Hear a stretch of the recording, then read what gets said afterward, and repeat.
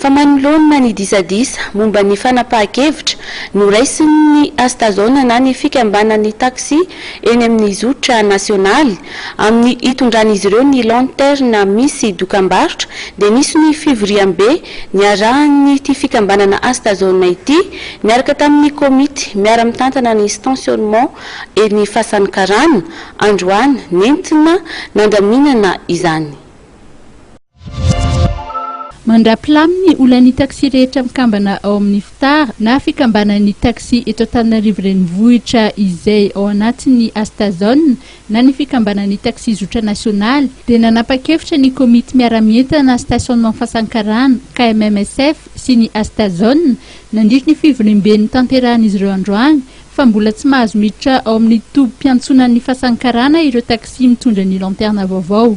Mandra-pilaminana ny olan'ny taxi ray manontolo satria niaraka ny teny tao hoe ny Astazona dia ao zanaky ny FTAR ihany na dia ataontsika hoe maleo tena dia nandray fanapa-kevitra aloha zahay sy ny assemblée générale teo hoe aleo aloha mba tsy miditra ato anatin'ny tobim-piantsonana ny milanja ny lanterne.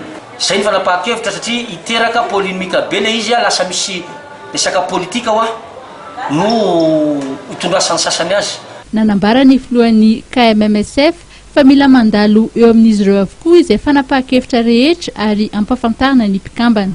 Ho an'ireo fikambanana rehetra izay najoronay hiara-iasa aminay eto amin'ny tobim-piantsonana ity dia tsy maintsy aloha mandalo fankatoavana eto aminay KMMSF izany zavatra izany vao tanterahana. Indrindrandrindra ny fiantsona ny aina aman-jery ka hanaovana fanambarana dia efa napetraka izany tamin'ireo fikambanana rehetra izay miara-mitsandraka aminay eto amin'ny tobim-piantsonana ity hoe tsy maintsy mandalo aloha amin'ny tompon'andraikitra izay napetraka sy andiditsy akatohan'izany fanambarana izany vao miantsoko anao gazety. Ireo izany nataontsika hoe fandikana dia izay nahatonga ny KMMSF androany niantso ny fivoriam-ben'ny Astazona anitsina izay zavatra izay mba tsy hiverenana izany intsony. Fa ankoatra ny olana eo amin'ny fifandraisan'ny mpikambana ao amin'ny Astazona dia olana iray sendran'izy ireo ihany koa ny fifantsahana andraikitra eo amin'ny Astazona sy ny Astramazona na fikambanan'ireo mpitatitra entana eny amin'ny zotra nasionaly.